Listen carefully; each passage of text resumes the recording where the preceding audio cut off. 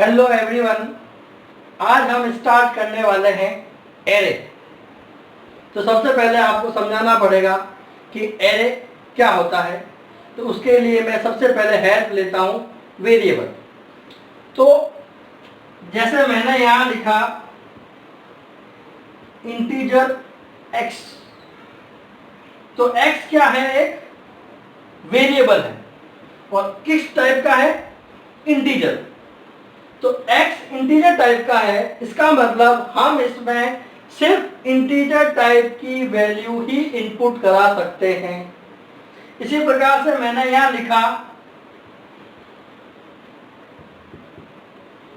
Log integer y, इसका मतलब इसमें लॉन्ग इंटीजर टाइप की कोई भी एक वैल्यू इनपुट करा के रख सकते हैं। जैसे मैंने लिखा कैरेक्टर z, इसका मतलब इसमें कोई भी एक अक्षर इनपुट करा के रख सकते हैं। तो सबसे पहले वेरिएबल क्या होता है? तो वेरिएबल मेमोरी में एक स्पेस होता है जहां पर आप कुछ समय तक कोई भी संख्या या वैल्यू इनपुट करा के रख सकते हैं। जब प्रोग्राम शुरू होता है तो जो वेरिएबल हम डिक्लेयर करते हैं वो ऑटोमेटिकली बन जाते हैं। बन जाता है मतलब मेमोरी में उन वेरिएबल का स्पेस अलोकेट हो जाता है। फिर अपन वहां पर कोई भी वैल्यू इनपुट करा के रख सकते हैं। किसी भी वेरिएबल में जब आप कोई वैल्यू इनपुट कराते हो तो वो कहाँ रहती है? उस मेमोरी स्पेस में। और उसी वेरिएबल में जब कोई दूसरी वैल्यू असाइन की जाती है तो पहले वाली वैल्यू साफ हो जाती है। मतलब एक समय में कोई भी एक वैल्यू किसी भी वेरिएबल में रह सकती है। जैसे मैंने यहां लिया इंटीजर x और x में मैंने इनपुट किया 10, तो x में क्या रहेगा? 10। लेकिन कुछ समय बाद मैंने x को क्या कर दिया? प्लस प्लस, तो x 10 से क्या हो जाएगा? 11। तो पहले वाली वैल्यू साफ हो जाएगी। ठीक है।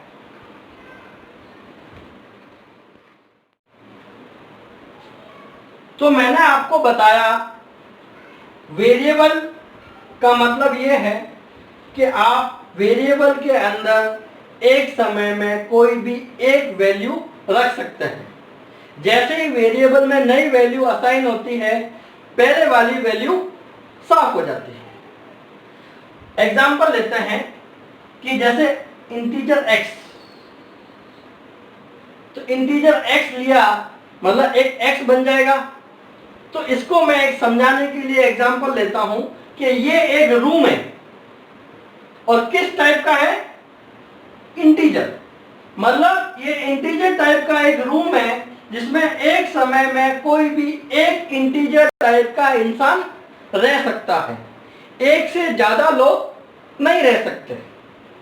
अब अपन को एक समय में एक जैसे बहुत सारे लोगों को ठहराना हो तो हम हेल्प लेते हैं एरे। जैसे मैं एग्जांपल लेता हूं वापस से कि ये x क्या है? एक इंटीजर टाइप का रूम जिसमें एक समय में कोई भी एक इंटीजर टाइप का इंसान रह सकता है। अब मुझे एक से ज्यादा लोग ठहराने हैं तो मैं किसकी हेल्प लूंगा? एरे। कैसे समझाता हूं मैं आपको। मैंने यहां पे लिखा इंटीजर a 10,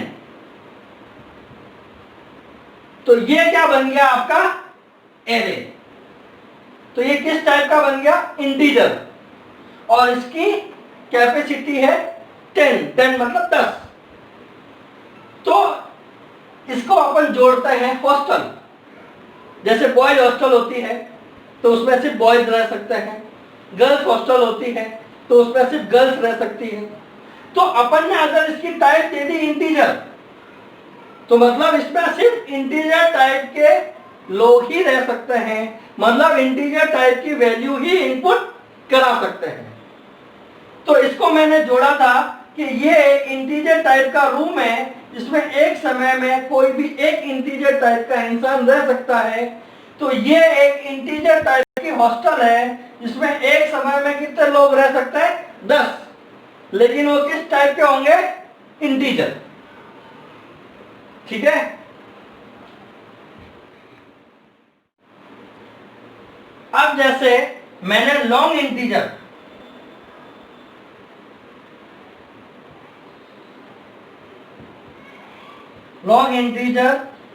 y और इसकी कैपेसिटी दे दी 5।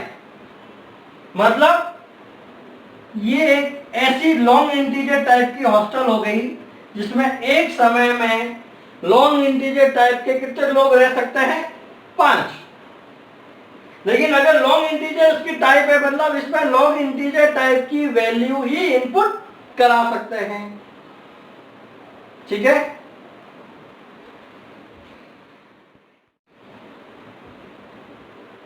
अब मैं आपको बताता हूं कि जैसे कोई वेरिएबल है, आपने इंटीजर टाइप का वेरिएबल लिया, तो उसके अंदर आप वैल्यू कैसे इनपुट करा सकते हैं? स्कैनर के थ्रू, और कैसे प्रिंटफ के थ्रू उसकी वैल्यू प्रिंट कर सकते हैं। लेकिन अब हम डिस्कस करते हैं कि अगर आपने कोई एरे बनाया तो एरे के अंदर कैसे वैल्यू इनपुट करेंगे और एरे की वैल्यू कैसे प्रिंट करेंगे। तो इसको समझते हैं। पहले मैं आपको आज ये एरे का चैप्टर थ्योरिकल समझाऊंगा, कल मैं आपको इसका प्रैक्टिकल करके बताऊंगा सिस्टम पे। तो पहले थ्योरी समझते हैं। तो जैसे कि मैंने यहां पे लिखा इंटीजर a और इसकी कैपेसिटी दे दी मैंने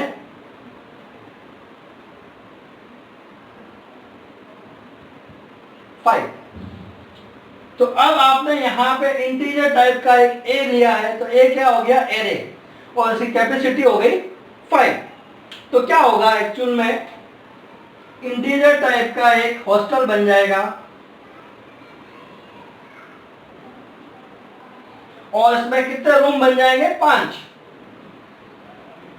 1 2 3 4 और 5। तो देखिए 1 2 3 4 5। लेकिन जैसा कि हॉस्टल में रूम नंबर होते हैं, उसी प्रकार में एरे का ये जो मेमोरी स्पेस है, इसमें अगर 5 ब्लॉक बने हैं तो इनके भी अलग अलग नंबर्स होंगे। तो एरे के अंदर जो फर्स्ट ब्लॉक होगा, मतलब एरे टाइप की ये जो हॉस्टल है, इसका जो फर्स्ट रूम होगा उसका रूम नंबर होगा 0। ये जो सेकंड वाला है इसका होगा 1, इसका होगा 2, इसका 3 और इसका 4। मतलब एरे में जो रूम नंबर स्टार्ट होता है वो कहां से होता है? 0 से। अगर 5 का एरे है तो 0 1 2 3 4। अब इस पूरे एरे का नाम है अपना A।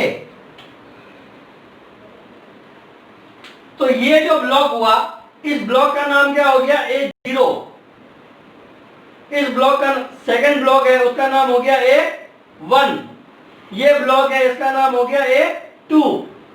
ये ब्लॉक है, इसका नाम हो गया A3। और लास्ट ब्लॉक है, उसका नाम हो गया A4। फिर से देखिए A0 A1 A2 A3 A4। मतलब ये ब्लॉक A0 कहलाएगा, ये A1, ये A2, ये A3 और ये A4। तो अब हमको इसमें वैल्यू इनपुट करानी है, तो अपन को क्या करना है? सीरीज। तो सीरीज मतलब लूप। किसकी हेल्प लेंगे अपन? लूप की। तो लूप के लिए अपन क्या क्या काम में ले सकते हैं? व्हाइल, फॉर और डू व्हाइल। तो प्रैक्टिकल समझने के लिए व्हाइल बेटर है, इसलिए मैं आपको पहले जो समझाऊंगा वो व्हाइल के थ्रू समझाऊंगा। देखिए, तो सबसे पहले तो आप एक काम करो, इस एरे को भूल जाओ, अपन व्हाइल लिखते हैं।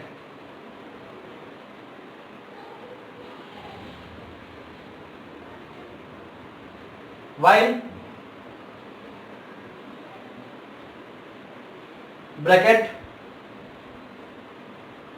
कर्ली ब्रेसेस, अब वाइल को चलाने के लिए अपन को क्या चाहिए? वेरिएबल। तो माना कि मैंने वाइल को चलाने के लिए एक वेरिएबल और ले लिया, जैसे एक इंटीजर ए तो लिया हुआ है, एक और ले लेता हूं मैं इंटीजर एक्स। तो एक तो इंटीजर ए लिया हुआ है और एक अपना इंटीजर एक्स है। तो ए तो क्या है? एरे, और एक्स क्या है? वेरिएबल। तो फिलहाल अपन एरे को साइड में रखते हैं। अपने पास एक एक्स है इंटीजर टाइप का और एक वाइल लिया है। तो वाइल को चलाने के लिए अपन किसकी हेल्प लेंगे? एक्स की। तो एक्स कहां कहां पे आएगा? फर्स्ट पोजीशन, इसे लिख देते हैं सही से। तो x आ जाएगा एक आपके यहां पे, एक x आ जाएगा आपके यहां पे, और एक x आ जाएगा आपके यहां पे।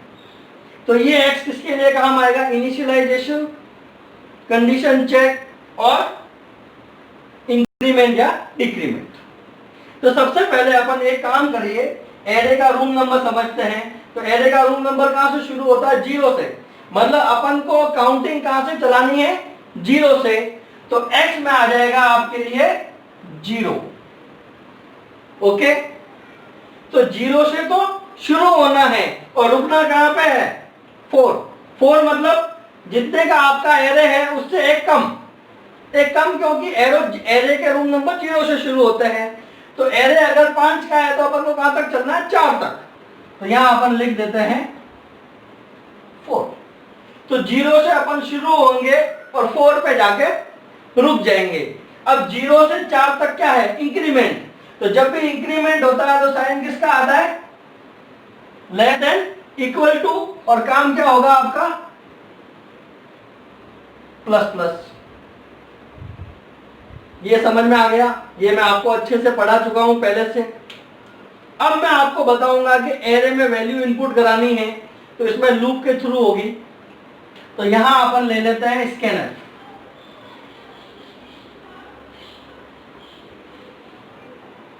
तो अपन को वैल्यू कौन सी इनपुट करानी है? इंटीजर, क्योंकि अपना एरे किस टाइप का है? इंटीजर। तो इंटीजर वैल्यू इनपुट कराने के लिए क्या काम आता है? %d। फिर आपको मैं पढ़ा चुका हूं कि स्कैन ऑफ में क्या लिखते हैं? Address of. एरे का नाम क्या है? ए। तो यहां आ जाएगा ए। अब मुद्दा यह है कि एक बार वैल्यू यहां इनपुट करानी है, एक बार यहां पे, एक बार यहां पे, एक बार यहां पे, एक बार यहां पे। तो कंप्यूटर को बताना पड़ेगा कि वैल्यू कौन कौन सी लोकेशन पे इनपुट करानी है।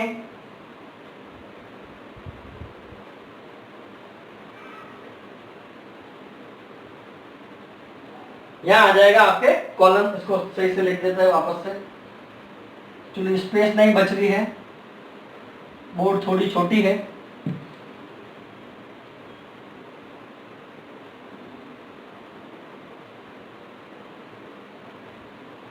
ठीक है, अब यहां पे लोकेशन बताएंगे अपन। तो एरे एक काम करते हैं, जब अपन इस लूप को शुरू करेंगे तो x क्या होगा? 0। यहां आगे कंडीशन चेक होगी, फिर नीचे आगे x क्या होगा? प्लस प्लस, मतलब 0 से 1। फिर x क्या होगा? 2। फिर क्या होगा? 3। फिर क्या होगा? 4 तक तो ये लूप चलेगा और 4 के बाद अपन लूप से बाहर आ जाएंगे। तो x जो है एक बार 0 होगा, एक बार 1 होगा, एक बार 2 होगा, एक बार 3 होगा और एक बार 4 होगा। तो अपन यहां लिख देते हैं x। तो जब यहां से लूप शुरू होगा तो x की वैल्यू होगी 0। तो x की वैल्यू 0 होगी, तो यहां आगे चेक करेंगे। चलो इसको अपन रन करके देखते हैं। यहां पे मैं x बना देता हूं। चलो x यहां बनाया हुआ है अपन ने, इसी को ले लेते हैं अपन x को।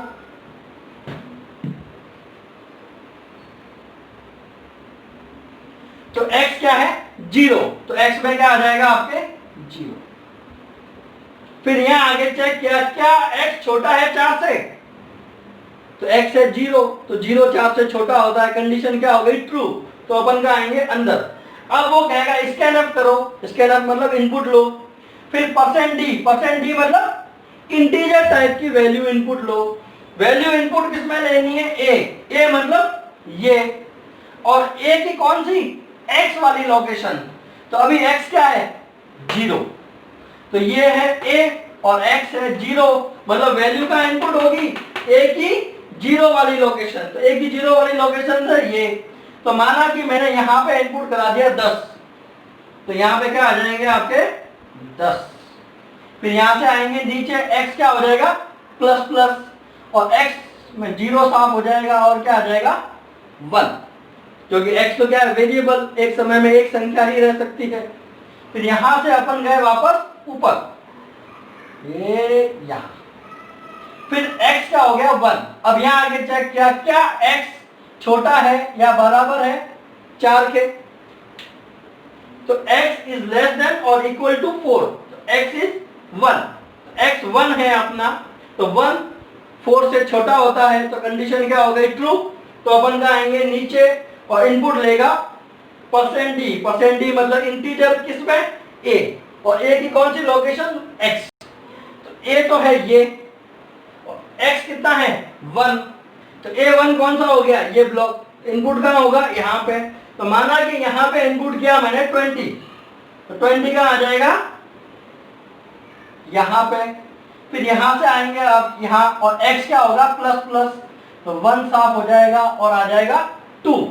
फिर यहां से वापस ऊपर गए, अब वापस चेक किया, x is less than equal to 4, तो x है 2 और यहाँ है 4, तो 2 4 से छोटा होता है, कंडीशन क्या हो गई? ट्रू।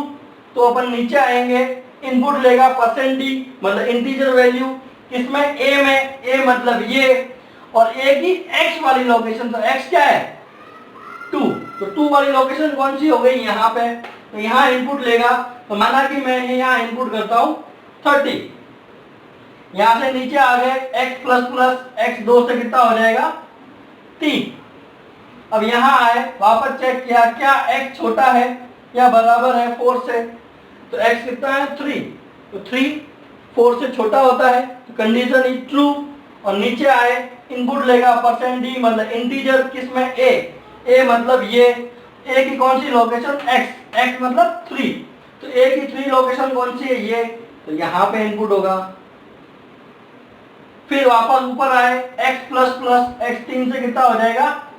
4, सॉरी यहां से यहाँ आए, x प्लस प्लस x 4 हो गया, यहां से ऊपर आए, यहाँ आगे चेक किया, क्या x छोटा है 4 से? तो नहीं, तो सेकंड कंडीशन, क्या x बराबर है 4 के? Yes, x is equal to 4, तो x 4 से छोटा तो नहीं है लेकिन 4 के बराबर है, तो कंडीशन ट्रू हो गई। अपन नीचे आ गए, इनपुट लेगा %d मतलब इंटीजर किसमें? a में, a मतलब ये, a की कौन सी? x मतलब 4, x की 4 वाली लोकेशन है ये, तो यहाँ पे इनपुट लेगा। तो माना कि मैंने यहाँ इनपुट किया 50, यहाँ से आए नीचे, x प्लस प्लस x 4 से क्या हो जाएगा? 5, ठीक है। यहाँ से गए ऊपर, x क्या है? 5, तो चेक कर रहा है क्या x छोटा है या बराबर है 4 के? तो x है 5 और यहाँ है 4, तो कंडीशन क्या हो गई? फॉल्स। अपन कहाँ आ जाएंगे? सीधा इस ब्रैकेट के बाद। अब मुझे एरे की वैल्यू को प्रिंट कराना हो, तो प्रिंट कराना है तो क्या करना है? वापस वो की वही चीज, x को शुरू करो 0 से, सब कुछ सेम रहेगा, सिर्फ यहाँ स्कैनफ की जगह क्या लिख देंगे? प्रिंटफ, और ये एड्रेस ऑफ अपन हटा देंगे क्योंकि एड्रेस ऑफ प्रिंटफ पे नहीं आता। तो कल मैं आपको इस एरे का प्रैक्टिकल करके दिखाऊंगा कि वैल्यू अपन कैसे यूजर इनपुट करता है, कैसे एरे में वैल्यू आएगी, अपन को दिखाई देगी, उसमें वैल्यू आगे से भी इनपुट करा सकते हैं, आगे से वैल्यू प्रिंट करा सकते हैं, और भी ऑप्शन है। जरूरी नहीं है कि आप एरे में वैल्यू आगे से इनपुट करो, आप एरे में वैल्यू पीछे से इनपुट कर सकते हो, आगे से इनपुट कर सकते हो, आगे से वैल्यू प्रिंट कर सकते हो, पीछे से वैल्यू प्रिंट कर सकते हो। फिर मैट्रिक्स ए और बी दो अलग अलग एरे हैं, उनकी सम सी में असाइन करनी है, उसको मैट्रिक्स बोलते हैं। तो ये एरे का चैप्टर थोड़ा लंबा चलेगा, तो दिन का मैं एक एक वीडियो डालूंगा, तो उसको आप ध्यान से देखें, समझें। कोई सजेशन हो तो बताएं। ओके, धन्यवाद। जय हिंद, जय भारत, वंदे मातरम।